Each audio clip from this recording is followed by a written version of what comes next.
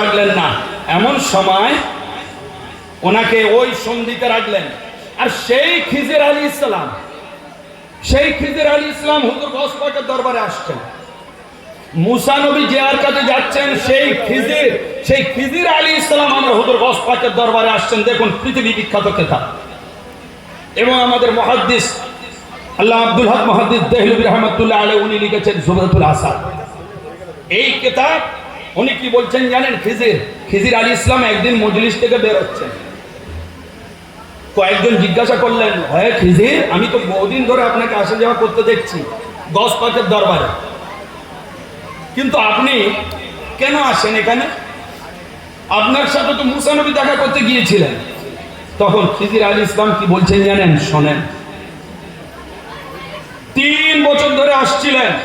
एक रोज मैंने आपसे मशरिक और मगरिब के मशाइख के मुतालिक गुफ्तगू किया और इस सिलसिले में सैयद अब्दुल कादिर का जिक्र है।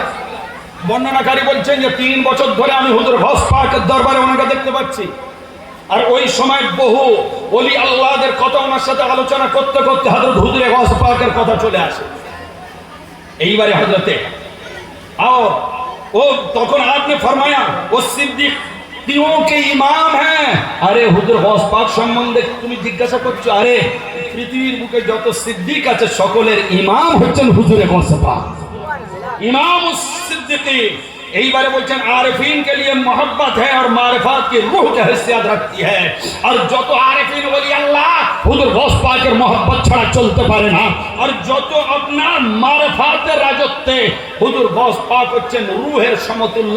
যেমন রূহ ছাড়া আমাদের জীবন বাঁচে না, তেমন মারিফাতের ক্ষেত্রে গৌস পাক ছাড়া কারোর মারিফাত হাসিল হয় না। এইবারে আরো কি বলছেন? औलिया अल्लाह में उनकी शान बड़ी और नादिर है। अरे सुनो, हुजूर गौस पाक जो मर्यादा जो सम्मान औलिया औलियार क्षेत्र विशाल एवं और बाकमाल औलिया किराम के दरमियान एक भी ऐसी शख्सियत नहीं जिनका मकाम गौस पाक से बुलंद हो। एवं हुजूर गौस पाकेर मर्यादा তোমরা জানো? হুজুর গৌস পাকের মর্যাদা কোন ওলি আল্লাহ ওনার সমতুল্য হতে পারবে না। কে বলছেন কথাগুলো? শেখ খিজির আলাইহিস সালাম। হায় সুবহানাল্লাহ। এইবার আসি আরো কি বলছেন? मैं भी जनाब गौस पाक के बुलंद मकाम की तस्दीक करता हूँ। मैंने खिजिर से उससे ज्यादा तारीफ किसी वली के हक में नहीं सुनी।